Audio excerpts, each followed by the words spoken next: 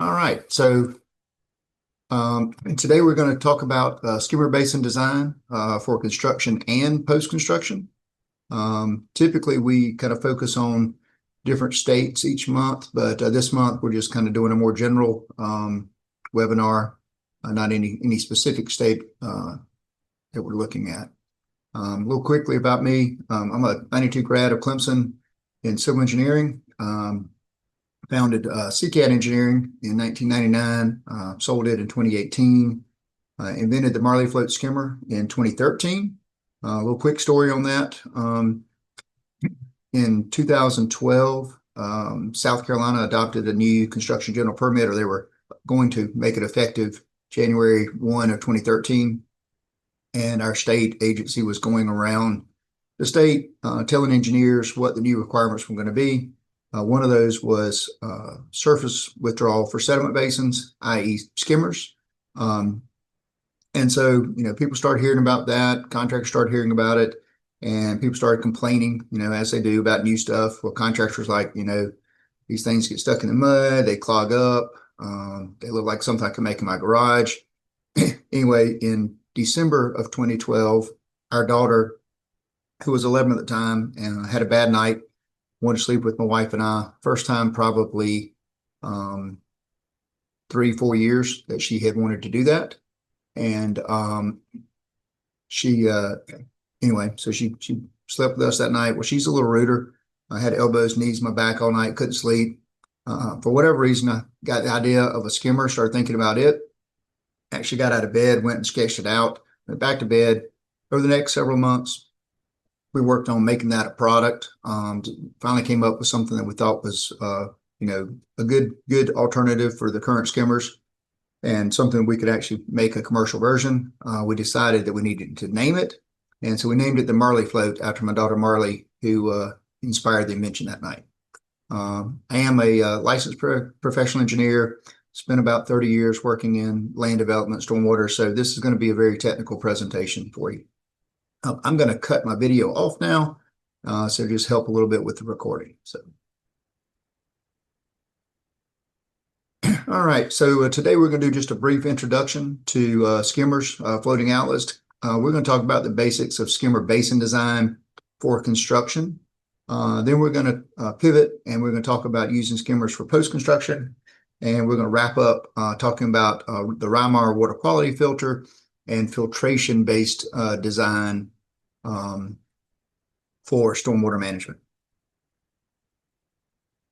So first thing, we got a couple of polls we'll do today. So first one is just how familiar are you with skimmers? You should see a poll launch now, and if you could answer that, this kind of helps me gauge our crowd today and experience level.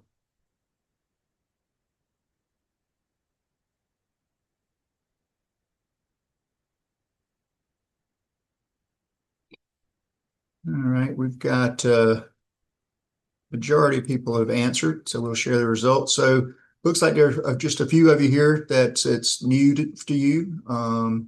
About half are somewhat new, but we're here to learn more. Appreciate you joining us. And then almost 43% are saying that you're pretty familiar.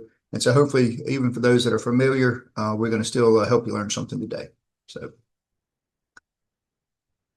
All right, so what we used to do is used to have a perforated riser, had a stone check dam, and it had a hole at the bottom of the pipe, or maybe it was perforated pipe. But the idea was we were trying to slow the water down, drain it slowly, use the check dam to filter out sediment, mud, but we were discharging from the bottom of the pond where that sediment concentration is highest. Skimmers came along about 25 years ago.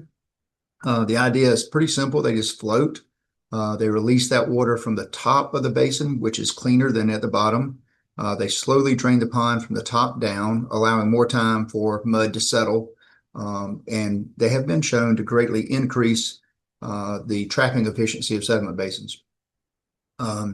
The one thing about the Marlee float, which is a little bit different than others, is we have a debris guard that goes around the skimmer, and our orifice is actually located about 3 to 4 inches below the surface. One of the advantages there is it doesn't take in the floatables directly on the surface, both with the orifice submerged and the debris guard. And so it tends to clog less than some others that take in directly off the surface where they maybe have some floatable debris in the way. There are a number of skimmers on the market. Mr. Faircloth was the first one around. He's been around about 25 years. Pretty similar design to his original design then. The erosion supply skimmer is pretty similar to the Faircloth IAS, and then you've got the Marlee float, which looks a little different. We'll talk about it. So this little quick video, many of you probably never seen a skimmer actually performing during a rain event or shortly after a rain event. This was about an 8-acre RV and boat storage site. At this time, it was fully disturbed, a lot of red dirt out there, and the discharge was about 100 yards from a lake. And so we were very concerned about keeping the lake from turning red or brown. As you can see here, this flow is just what's coming out of the skimmer. It hadn't had any other treatment. It's just that surface withdrawal or just slightly below surface withdrawal. And you can see very clear, clean water, much cleaner than what's in the basin to start with. So we had some flocculants and other stuff downstream of this, trying to make sure had some extra lines of protection. But with the benefit of the skimmer there, we really didn't need that. It was, had pretty low turbidity there. So there are 3 fundamentals of sediment basin design. Basin number 1 is just basin volume. So the regulations do differ from state to state, so it's important to recognize where you're working. But the general standards we see is either 1,800 cubic feet or 3,600 cubic feet per acre draining to the basin. Now, some areas do have an additional requirement for a permanent pool or sediment storage below that volume. And that volume is not drained by the skimmer, so you don't use that volume when calculating your skimmer size. And you're going to hear me talk about this a lot here for the next few minutes. Use the required volume, not the actual volume to size the skimmer. That's the one thing. If you don't pick up anything else today, that's probably your main thing. Use that required volume. This is particularly important if you've got a basin that's going to be your post-construction basin and probably have much larger volume. We've seen some ponds with as much as 10 times the required volume in them. So, use that required volume, not that actual volume. We'll talk about that a little more. Number 2 is dewatering time. Now that does also vary from state to state, but the general idea is sediment basins allow time for sediment to settle to the bottom. The most common standard we see is 2 to 5 days. Some states are 1 to 3. Some states like 1.5 to 3. Some states are 2 to 7. It does vary. That 2 to 3 day time frame is probably a pretty consistent target that we see, kind of minimum of 2. Try not to go more than 3 or 4 unless you have like really suspended soils, really high silts, clays, and you're not expecting a lot of other rain events back to back. Then fundamental number 3 is simply flow rate, which is just your basin volume divided by your dewatering time to give you that flow rate. Big thing here, we recommend when you specify that range of time, not a precise time. You may specify, some plans we've seen specify exactly 3 days, exactly 72 hours. If you do that and your contractor comes to you and says, hey, I've got this skimmer from this other job, can I use it here? And you say, hey, it'll drain the basin. I expect 3 days and it drains it in 2.5 or 3.5. Well, technically you're not meeting what was approved by the reviewer. So you put that range of time up front, then it's approved. It's a simple shop drawing verification to verify you're still meeting that range. So this is a little quick example of why the required storage versus provided is so important. This is a site in Georgia. The engineer had specified 72-hour drain time. They had specified an 8-inch skimmer. They had spec'd us, Marlee or other, which we appreciate. The storage required, and they've got it as sediment storage, but in Georgia, there's no permanent pool. So this is actually the dewatering volume, 1,754 cubic yards. Well, that volume would need a 3-inch Marlee with a 2.5-inch orifice. Price for that would be around $1,100 retail. The actual volume of the pond is about 7,500 cubic yards. So much larger than the required. That volume would need an 8-inch skimmer with a 6.5-inch orifice to drain in that 72-hour time frame. And that would be almost $6,000. So almost a $5,000 difference in price. But more importantly, that larger skimmer is going to drain that required volume in less than 9 hours. So now you're not compliant with your minimum time frame, typically 48 hours. Even if you had a typical 24-hour minimum time frame, you're going out, way too fast. So you're probably going to release more sediment out of that basin than you'd like. It's not going to do as good a job of controlling that as you'd like it to. So one more quick poll here. Just tell me where you're located. So that should launch. We've got several states listed. There is an other. If you're in other, if you don't mind just putting in chat where you're from. We just like to know where everybody's coming from. We're seeing a wide range of people come in for these, and I think we've got about 55 people here today. So most of them have responded. So I'm going to end that, share that. Got a really good mix today. So we got probably the highest percentage is Ohio and then South Carolina, Ohio, Indiana, and then we got a good many others. So thank you for everyone joining us from across the country today.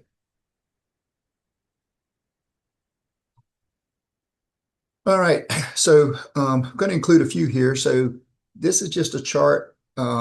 Really, the intent here is just to show you how things do differ from state to state. It's very important.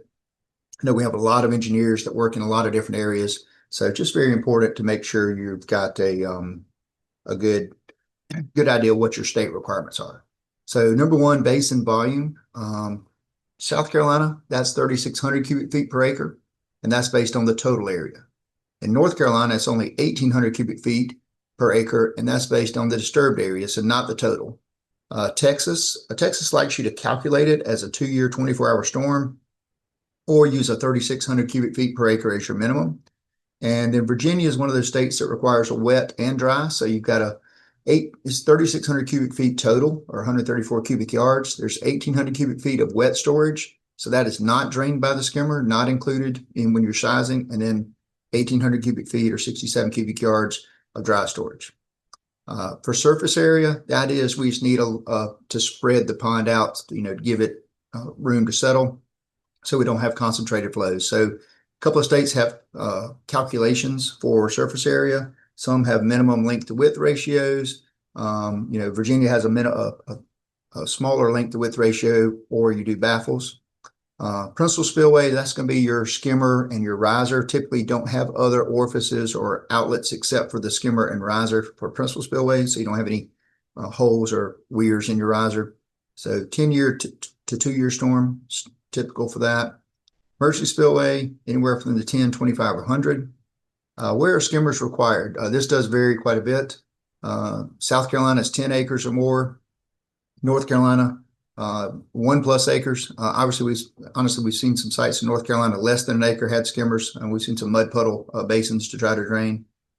Texas is 10+ acres. Virginia is preferred, and it's now starting to be enforced by MS4s to put in there. But generally what we see in application is if you've got a riser structure, then they want a skimmer. If you've got obviously a sediment trap, which would typically have a rock outlet, a rock dam for an outlet, then you're not going to have a skimmer. But most cases, what we're seeing in application is if you've got a basin, you've got a riser structure, they want to see a skimmer now. And then dewatering time, again, 2 to 5 days is the most common standard. Texas is 1 to 3. It does vary by other states, but just those are kind of some general standards for you to be aware of. The other thing that people often are not aware of is that skimmers are not constant flow devices. Yes, they have relatively constant head, and engineers would assume that means they have a constant flow rate. Testing has shown that's not the case. So this is some testing that was done by TRI Environmental. They did this for the state of Georgia when Georgia was updating their erosion control manual. They picked 3 different 3-inch skimmers. So they got a type 2, type 1, type 3. Their test tank is 4 feet deep, so they go from 0 to 4.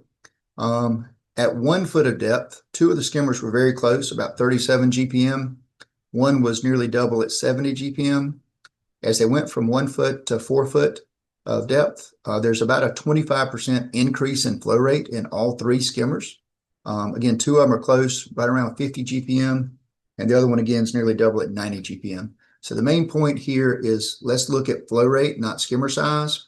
If you as a consulting engineer just specify a 3-inch skimmer, don't give any more information, you're not sure what you're going to get. You may intend to have one that drains at 50 and get a 90 or vice versa. So important to recognize that the flow rate does vary by different brands and types of skimmers. To help me with this calculation, we have a simple Excel spreadsheet tool available on our website. So that this box, all your information you put in, you describe your sediment basin, basin 1, 2, 3, ABC, whatever it may be.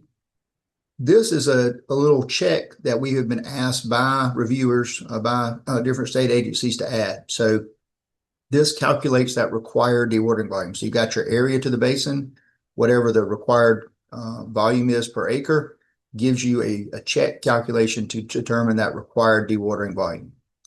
Then over here, you've set your maximum and min time to drain. So we got 2 to 5 days in here.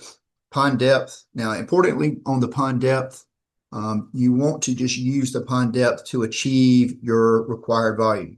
Your basin may be 5, 6, 12 feet deep or more, but you're often going to achieve that volume in the first 3, 4 feet. So put in the depth needed to achieve the volume, your top length and width, bottom length and width. When you do that, our tool breaks up that pond depth into 20 different increments, uses the top length and width and bottom length and width to get a volume per increment, and calculate it that way. It'll calculate your pond volume. We recommend that pond volume to get within about 5% of your required volume. A little bit more, a little bit less. You're trying to hit a probably minimum 24-hour to as much as a 72-hour or bigger range of time. And so, you don't need to spend all day going 120.25 or 23 and 50.12 and whatever to get it exact. Let's just get it close, within a couple hundred cubic feet, and you're good to go. It'll then calculate the flow rate and drain time for all of our skimmers with each orifice configuration. And down at the bottom of this page, you're going to have a skimmer report page tab. Click on that. It'll take you to a nice, neat 8.5 by 11, perfect to add to your plans or add to your SWIP. The top of the sheet is going to give you all the information you put in. It's got this check right here, so your required dewatering volume and your calculated volume. Really easy for reviewers to see, yep, we based our sizing on our required, not the provided. Minimum flow rate for maximum time, maximum flow rate for minimum time. And then it is our tool, so it tells you which one of our skimmers is suitable based on the range of time you specified. So in this case, you've got 5 different skimmer options you can pick from as an engineer. This one, I would probably go with the 2-inch with a 2-inch orifice at 69 hours, so just under 3 days. A good time frame to shoot for, and that's going to be the least expensive skimmer for your contractor or client. We do have also 4 different sediment basin details. These have been accumulated from different states, kind of compiled and put in the standards that we see to try to do as close as we can to a one-size-fits-all. These are available in CAD, so you can edit as needed. What you're going to see is a box here that is the criteria for all the basins on the site. So you got it. If you have a minimum length to width ratio, a maximum length to width ratio, here's where you set that minimum volume required for your storage. If it's a wet basin, you'll have an extra chart here for minimum storage volume, surface area, and here's where you set your minimum and maximum time. So here we got 48 to 120 hours, but again, you can edit that as needed. Down here at the bottom, we have data block for multiple basins. You can expand this as needed as well. So your basin ID number, drainage area, disturbed acreage, your flow rate, basin volume, make sure you've provided what's required. Basin surface area, again, make sure you provided what's required. Outlet information, then you get over here to skimmer size, skimmer orifice diameter, skimmer manufacturer, is an equal allowed, yes or no, and what's that flow rate range that you got. So fill all that in. Reviewers got everything they need to make sure that you've got it designed, and contractor knows what they can do. And with that flow rate range in there, if the contractor comes in and says, hey, can I use this other skimmer? Pretty easy to confirm if that skimmer falls within the flow rate range required. We also have our standard details for our skimmers. Couple of things about it. All of our skimmers have been third-party tested, and the flow rate information is right on the detail. So the skimmer with each orifice configuration, I know you probably can't read that, but it's in that box there. When it comes to orifices, ours are a little bit different than some others. We provide a standard orifice plate.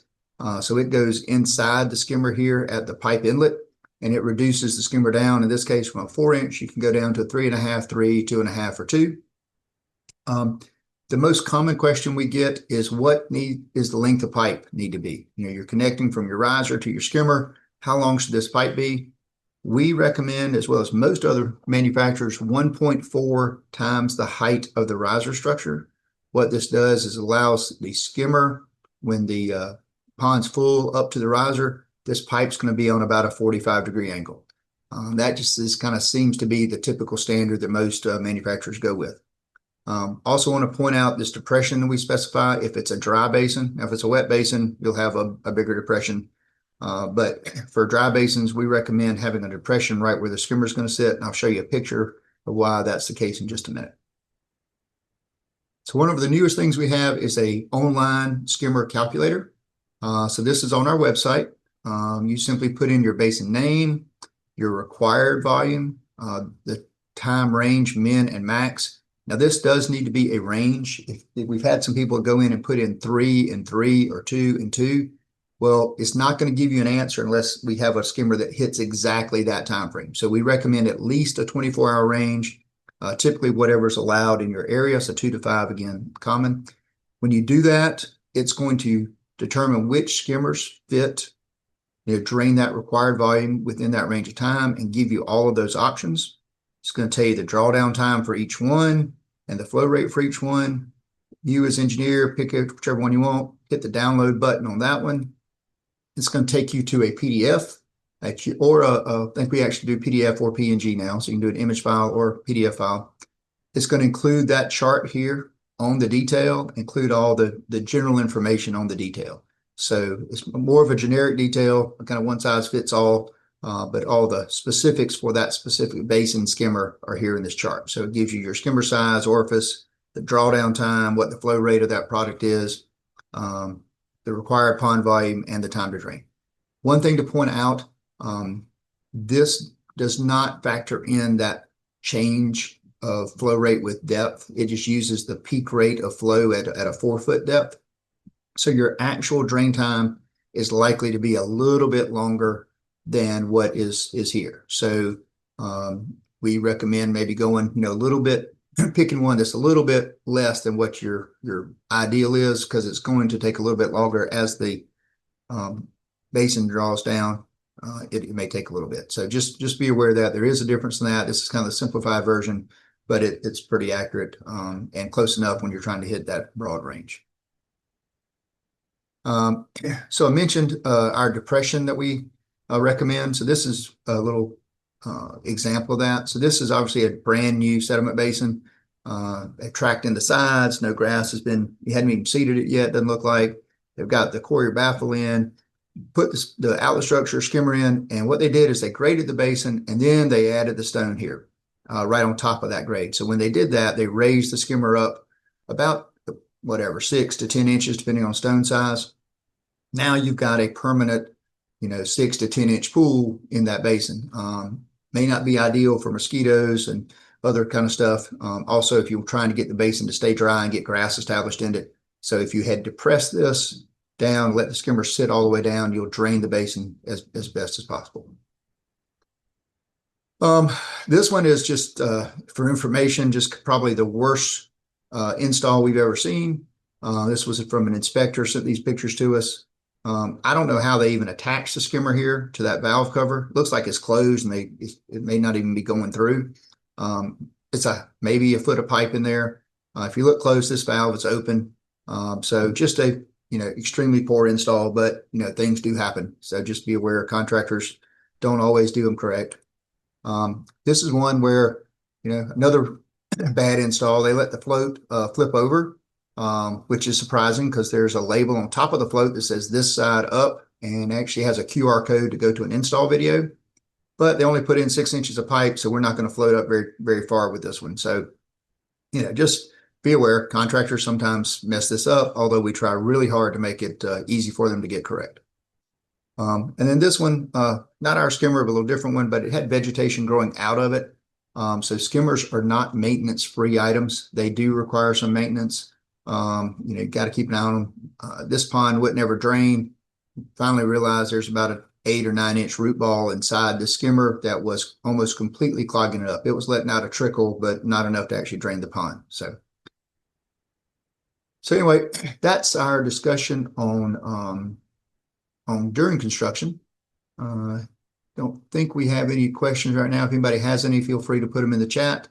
But if not, we'll move on to talking about permanent use of skimmers. So one more poll for you.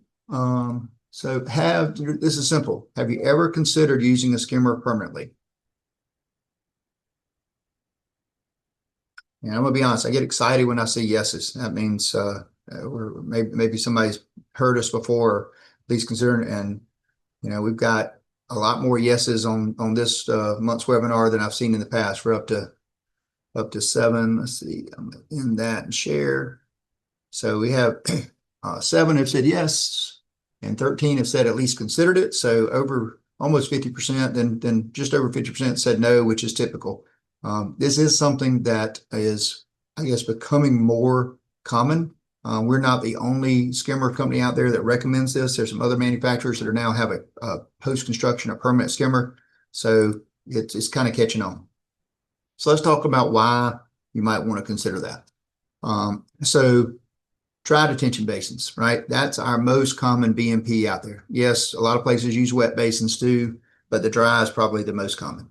The idea here is you're, draining it, but your low flow orifice is down here at the bottom of the pond, and that's where sediment concentrations are going to accumulate the highest. So what typically happens, you've got post-construction, you're removing that skimmer.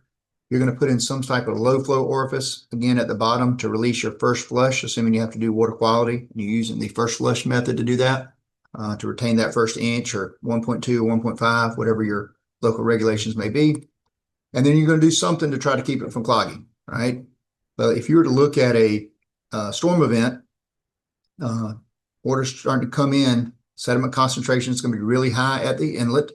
As the water flows from the inlet to the outlet, you're going to see that sediment start to settle. By the time it gets over to the end of the pond, it may be closer to the bottom, but that cleaner water is definitely going to be near the top, near the outlet. And so if we could release that water instead of releasing the water where the sediment concentration is highest, probably would achieve much better water quality. Like I said, basins, they rely upon that natural settling. All of our water quality on that first flush method is all about ponding to allow settlement, and that's how we're achieving our water quality. Skimmers release that cleaner water from the surface. They have become the standard for construction in most states. It's taken a while for them to catch on, but there's very few states now that don't require skimmers, and several that don't even have more restrictive, like they require you to do a treatment, pump the water through a flocculant chamber or something to get treated. And then if we're so common for using skimmers during construction, why would we not consider them for post-construction? I mean, if it's so great for one, why don't we do it for the other?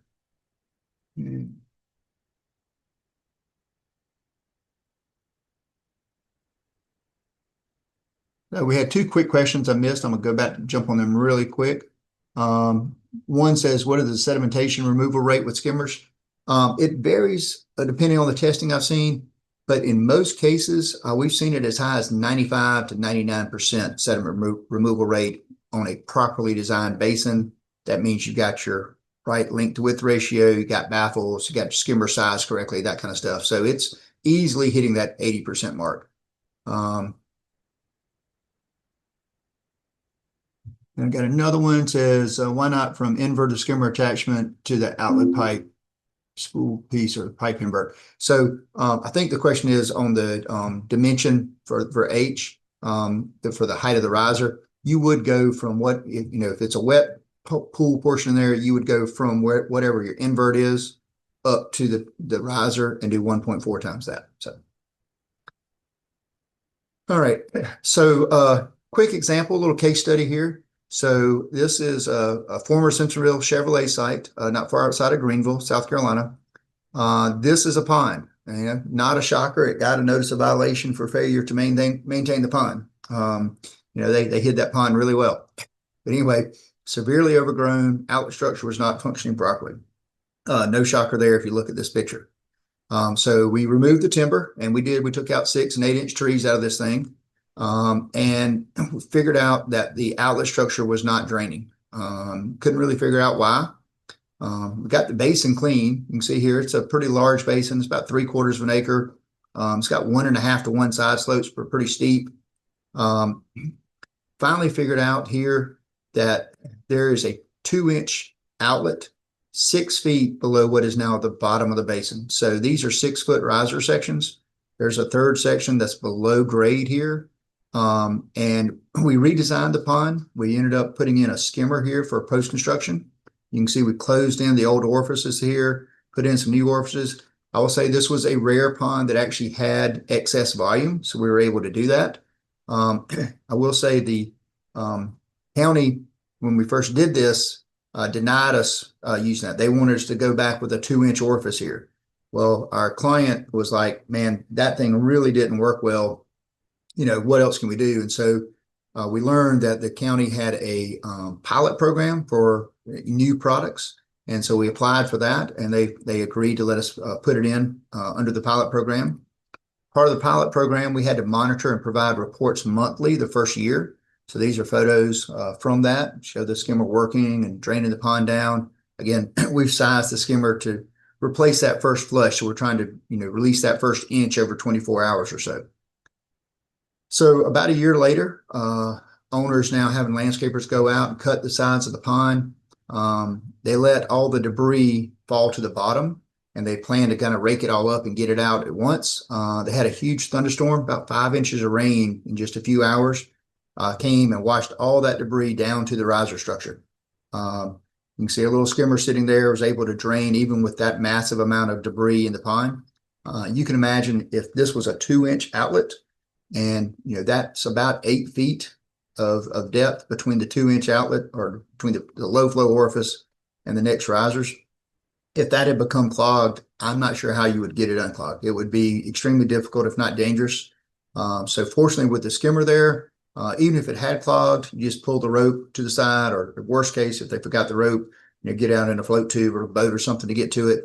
But at least you're not having to do scuba gear and go down in the bottom of a really, really nasty pond. So best firsthand example we have of how skimmers can help with maintenance.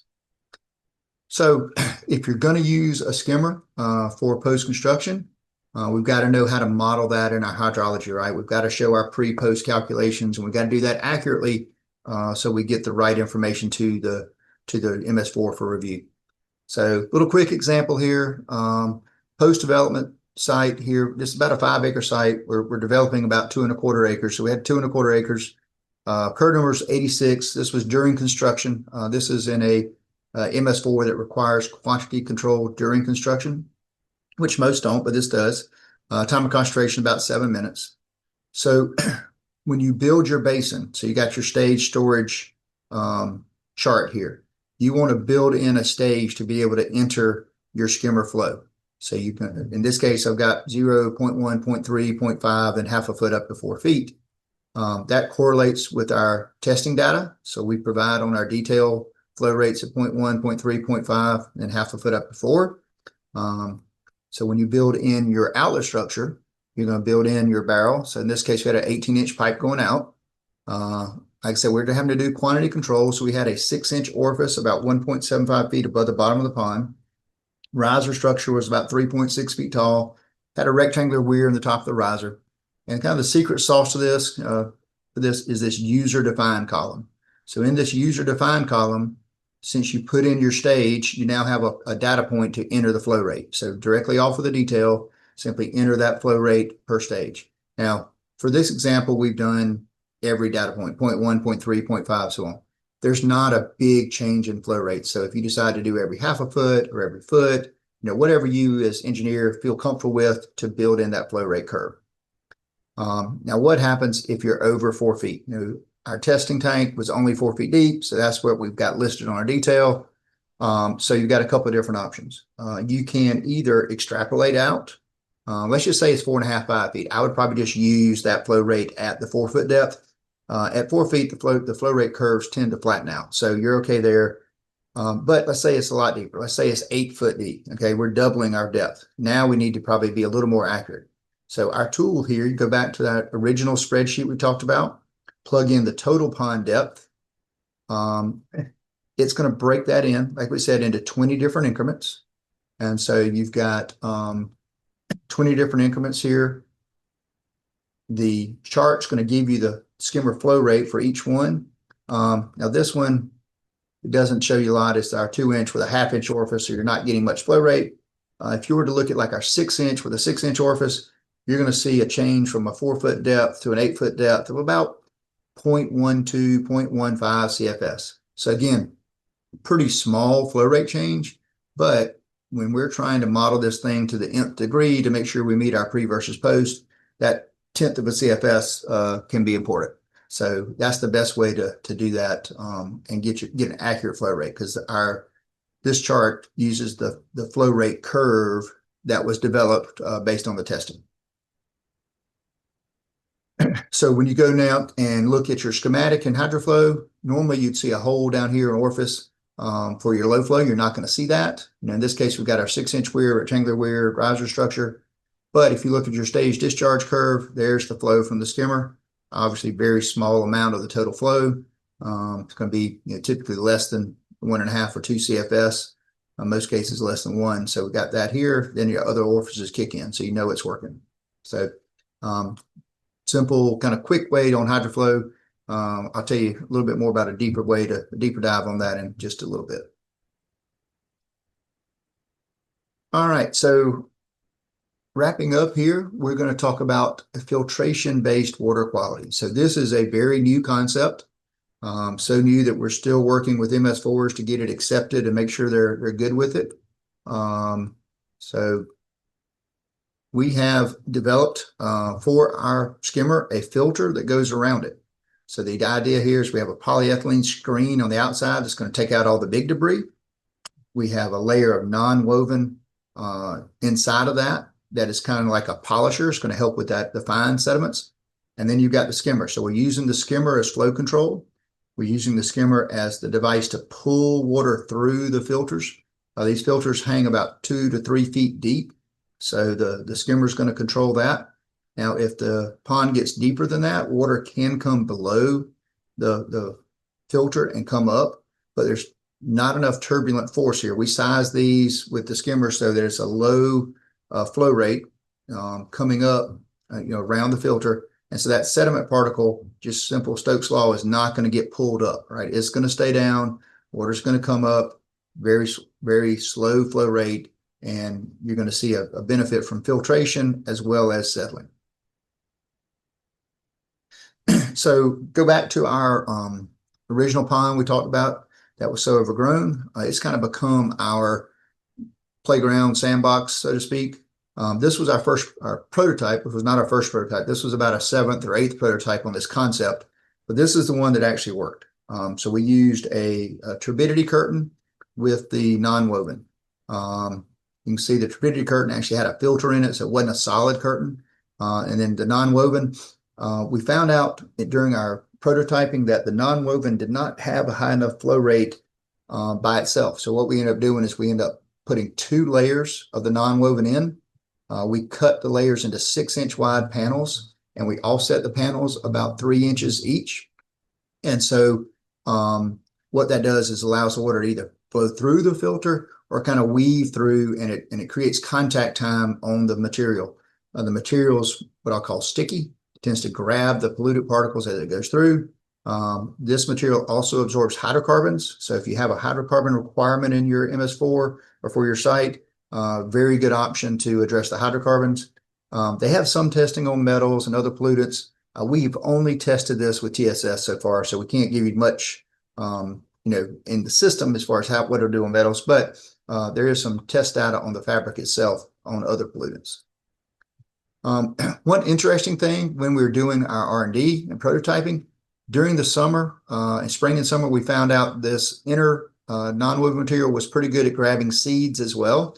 And so vegetation would start to grow in it. So we're thinking, hey, down the road, maybe we can plan for some specific vegetation, maybe expand on that, kind of create our own floating wetland, so to speak, and maybe get some nutrient removal potential with that. We kept this thing out in this pond for about 2 years before we decided to test it. You can see in this photo the turbidity outside the filter versus inside the filter. There's a significant difference there. And this picture to the right is the actual outflow from the pond. So fairly clean water coming out compared to especially what's coming into that pond. We finally decided to have testing done. And so we used TRI Environmental to do that.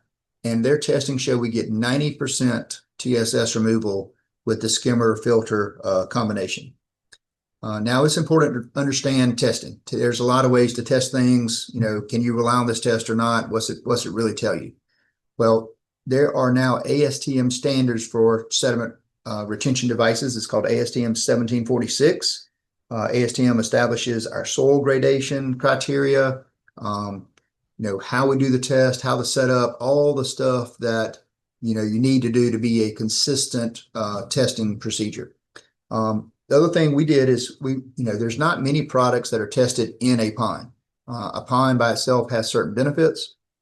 It's got a forebay, it's got travel distance, it may have some vegetation, got a variety of things that are going to impact the sediment removal. So what we want to do is we wanted to negate those and find out just what this skimmer filter combination did.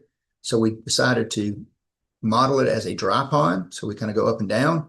We also have the water coming in just about 1.5 feet, 2 feet from this first filter. So there's virtually no travel time from where the water's coming in to our first filter. And the skimmer's pulling that through the filtration in there to be discharged. So we ran both those tests. We had to run 2 different versions, got 92% with one, 96 with the other. We now have what we call our commercial version ready to go. We've installed it back in the same basin. You can see how much debris gets in this basin. This basin is in a watershed that's about 40, maybe 50 acres of commercial development. That's all old commercial.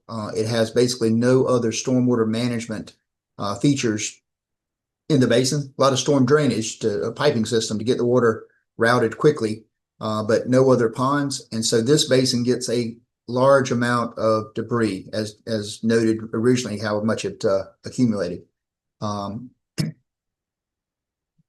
Worst case, or even worse for us, the beavers have invaded this basin, and they have built a dam around the outlet structure. But fortunately, our skimmer has continued to work. Now, I will admit, after another 3 or 4 months, the beavers finally packed in the orifice of the skimmer, so we had to go out and do some maintenance on it.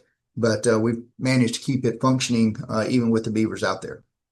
So again, we're not taking advantage of the filtration right now. We're just still allowing the pond to drain at a low rate based on that original design for the first flush method. But it is working very well. And we're going to keep this final version out there until it basically falls apart and make sure how long these things really last. So let's talk about why we might want to consider this. So what are some benefits to filtration versus settlement? Number one, peak rate of discharge can be based on the filter treatment flow rate up to your first quantity storm event. And this is going to reduce your pond size. So what do we mean by this? So, instead of that first flush method and having to hold the water and rely on settlement to get your treatment, you're now getting the treatment through the filter. So you can release the water as fast as that filter can treat up to whatever your first quantity control storm is, which is typically the 2-year storm in most cases. Other places may have a little lower storm, maybe a scour prevention or erosion prevention or channel protection storm, something like that. But 2-year storm is most common. When you do this, releasing that first flush faster is going to reduce your pond by 15% or more. And we'll show you that in just a minute. The other advantage here is the filter is going to treat 100% of that runoff from storms up to whatever that peak rate of the filter is. So what happens today, if you design a pond for that first flush method, and let's say it's an inch or inch and a half of runoff, well, if you get a 1/4 inch rain event, it hadn't rained in 2 weeks, and it's a little quick shot of rain, it's going to wash off all the pollutants, but it's going to be such low flow that it's going to flow directly in and out of our pond. And so if our ponds are relying on ponding to achieve settlement to get that water quality, if we get no ponding, i.e. we get no settlement, very little, and we get very little treatment. So with the filter, you're now treating those little small storm events, as well as the larger ones if you're able to size the filter for larger than your water quality event. And then thirdly, the filtration media can be customized to target specific pollutants of concern. We've already talked about the material we use will absorb hydrocarbons. We'll do a great job of removing those. Our further research is going to look at nutrient removal, trying to find some filter materials that can help with phosphorus and nitrogen, metals, other pollutants of concern that are out there. We've only tested TSS. I want to repeat that. We only have TSS testing with our system right now, but the material itself has other testing. So some other benefits are in this system, our ponds provide a large containment volume to reduce the maintenance frequency and treat larger drainage areas.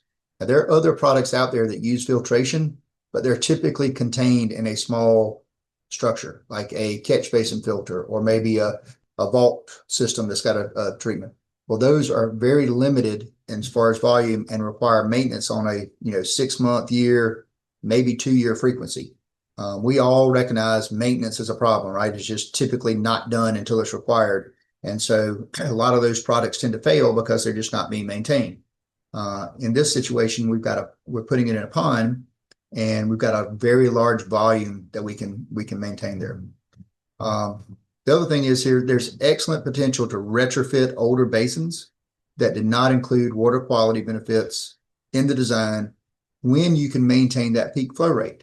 So there's tons and tons of ponds, thousands of ponds that were designed between the time we started doing quantity control and quality control. Those basins have very little water quality benefit because water's going in and out very quickly. If we could put in a filter and we could maintain that flow rate, then we can modify that pond. It's very difficult to go back to that pond and add volume in most cases. Our sandbox pond we have is a rare exception that had excess volume. In most cases, engineers are designing these ponds to just barely meet the minimum requirements. So there's not a way to go in and add volume to do the first flush method. And then again, filters in ponds be relatively easy to access. If it's a dry pond, let it drain down, walk out, get to it. Wet pond, pull it over to the side. Much easier than doing a confined space vault entry. All right, if we take it a step further and we go to skimmers with filtration, what are the added benefits there? So now the skimmers can be sized to control the peak rate. Now you've got a good flow control product. Very, very useful, can control flows very accurately with the skimmer. The skimmer is going to increase the filter efficiency because now you're withdrawing from the surface where the water is cleaner. We could put the filter down here in the bottom of the basin. If we did that, that's where the sediment concentration is highest. It's going to get clogged up, covered up very quickly, probably within the first couple of months.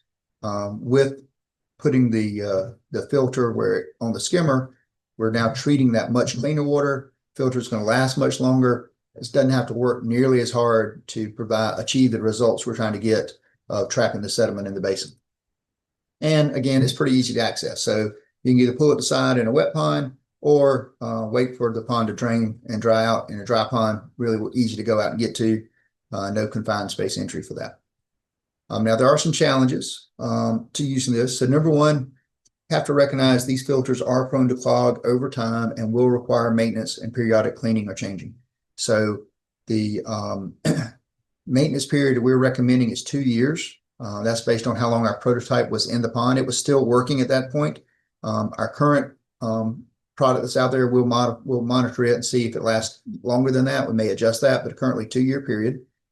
The skimmer's got to be durable, right? You can't have a skimmer that's PVC that's going to UV degrade and get cracked and brittle in just a few years. So got to use something that's going to be durable and suitable for permanent use. Also, and I left this off the slide, but if you're in an area, I know we have a wide range of people here today. If you're in an area that has significant frozen conditions, 6 inches, foot of ice during periods of time, you need to put in an alternative drain. We'd recommend a perforated pipe with a valve on it. So if you do need to drain the basin while there's frozen conditions, you can do that. What we've been told, again, we're from South Carolina, so I haven't experienced this directly, is that that's really only an issue during that thaw period. When everything's frozen, not a whole lot of runoff.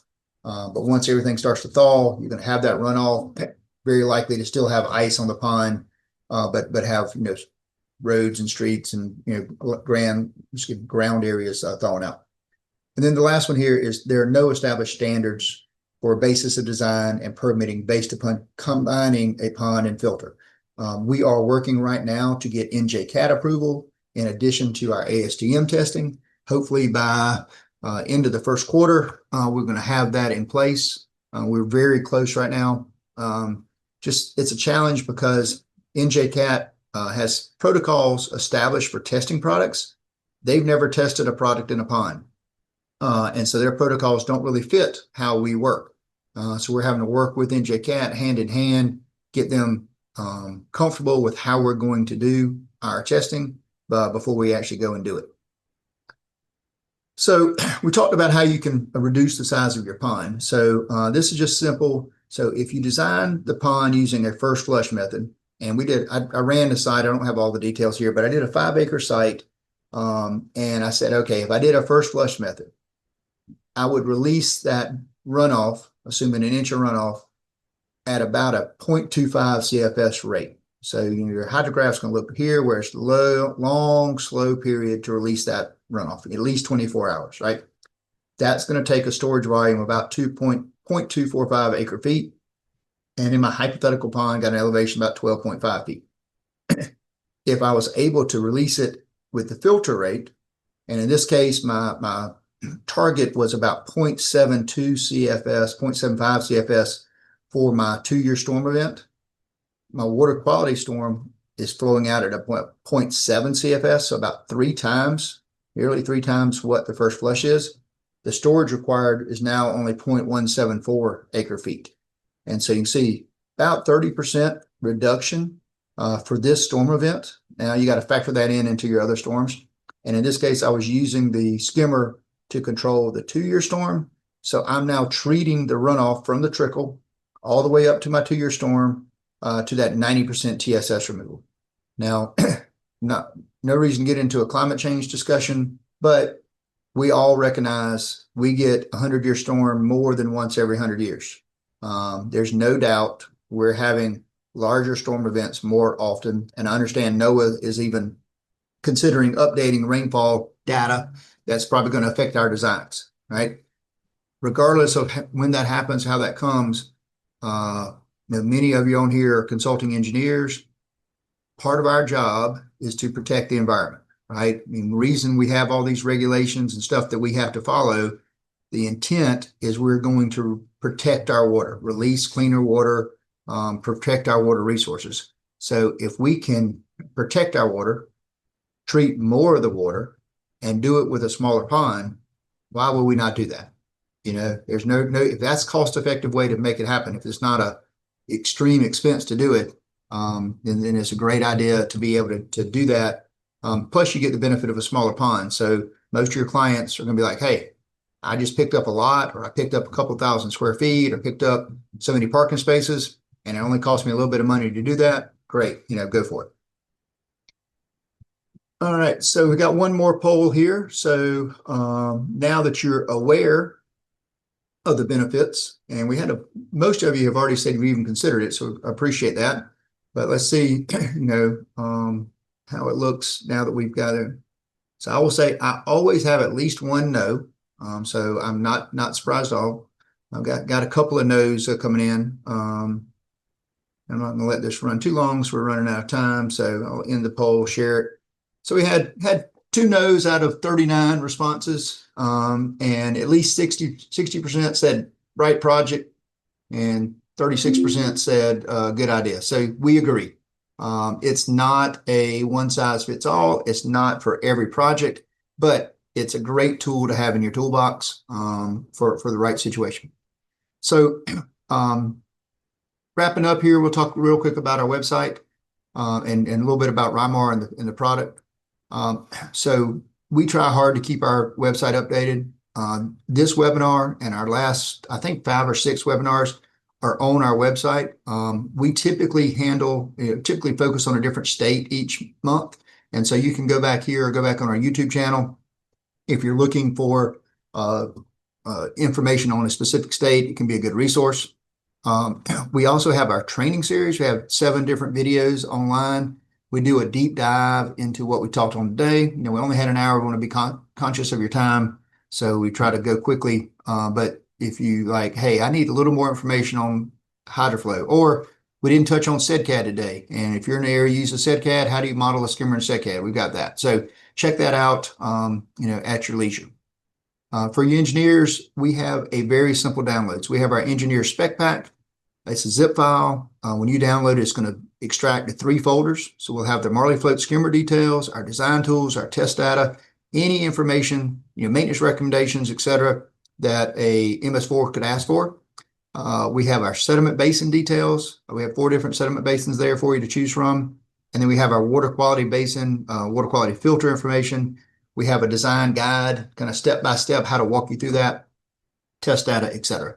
As soon as we get our NJCAD approval, we'll be adding that to it. Also, if you're on the webinar today, you'll probably get an email notifying you that NJCAD has now approved us. Quickly about our product, it's an HDPE pipe, polyethylene float, stainless steel or aluminum fitting. So I've always, and since back in 2013 when we came up with the idea, we wanted this to be suitable for permanent use. So it was intentionally designed with HDPE to start with instead of PVC. That shielded orifice, again, prevents clogging, prevents the floatables from getting to the outlet structure. Flow is going to enter from underneath the debris guard. It can go through the guard as well. It's got a low flow rate, but it can go there. We'll say it continues to work at least in mild frozen conditions. Again, I'm from South Carolina, so it's going to work year round here. But, if you're northern Ohio, Minnesota, Indiana, some of those areas that get significant freezing, something you need to be aware of. We talked about our orifice plates. A little quick video kind of explained that a little better. So we provide these EPDM rubber plates that go in and reduce the orifice size. We've got this little metal nub right here. I think that's a technical term that is used to make sure the plate is secure in the skimmer and centered over the orifice going out. We provide at least 4 flow rates with every skimmer. Most of them have 5. All of these have been third-party tested to verify flow rates and drawdown times. Our largest skimmer has handles on it. These are heavy. One of our challenges is we keep the pipe that's connecting to the skimmer to the riser submerged. So when you have a 6 or 8 inch pipe and that pipe gets up to a 30-degree angle or so, it's extremely buoyant, a lot of buoyant force to lift this up. So our challenge is, does it lift the skimmer out of the water? Well, we have enough weight here to hold it down in the water. We have a large enough float to make sure it doesn't sink. We do have 6 different versions of our skimmer. So we go from 2 to 8. We have 2 different 8-inch versions. Our standard 8-inch uses a 6-inch pipe to connect to the riser structure. And in our 8-inch with 8-inch pipe, we call it our 8-inch max. That has a flow rate of almost 2 CFS, which is about double what most other 8-inch skimmers will flow. So if you're a consultant on here and you do large sites, we've got any folks that do solar projects, we've seen some ponds with 5, 6 skimmers in them. That's a beast for the contractor to install. It gets pretty complicated. You often can reduce that down to 2, maybe 3 with our 8-inch max. And it's going to be very cost effective. Our 8-inch max is about $1,000 or so more than our competitor's standard 8-inch skimmer. So you're almost getting 2 for 1. And hit the time on the button. So we've got just a minute or 2 for questions. So if anybody has any, feel free to unmute, or I will check the chat here and see what we got.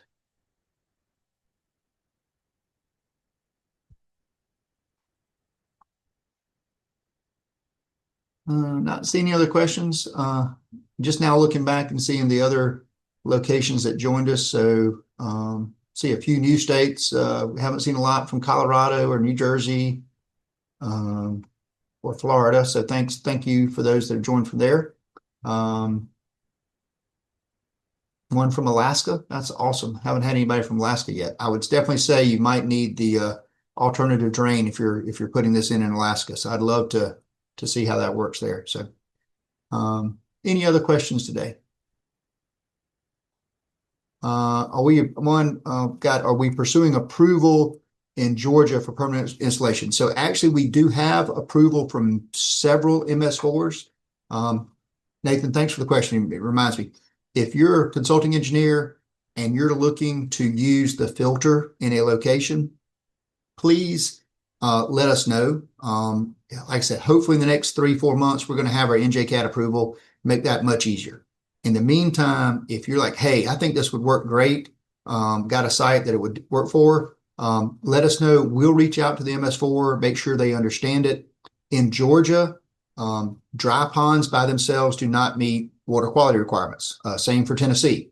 In Georgia, we've had multiple sites approved by MS4s. And Nathan, you want to shoot me an email, I can tell you specific ones that they have given us credit for the filter at a 50% rate rather than our 90, but that 50% combined with a with the standard dry pond gets you to your 80%. So Georgia, Tennessee, a few other states, you have to do a dry pond plus something.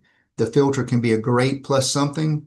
I did a lunch and learn this week for another engineering company.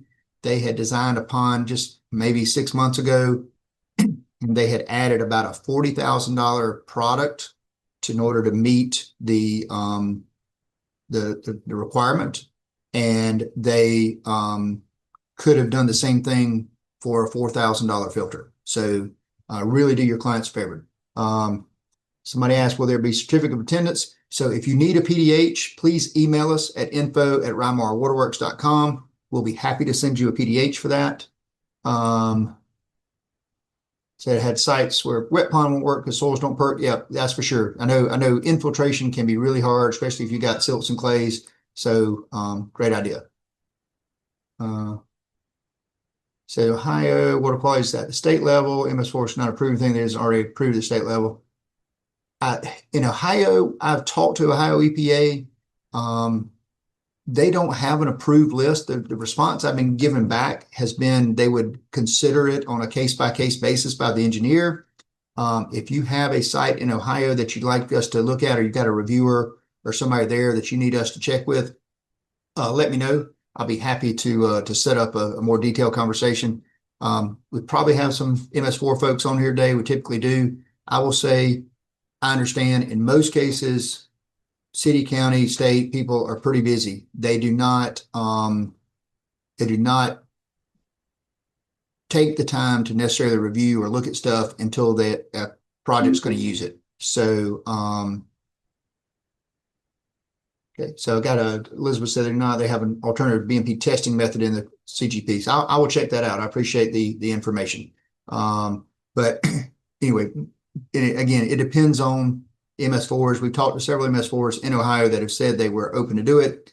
Don't know how they're doing that with the state, but we'll definitely check into that. Like I said, we're working extremely hard. My focus this year has been to get our NJCAD approval.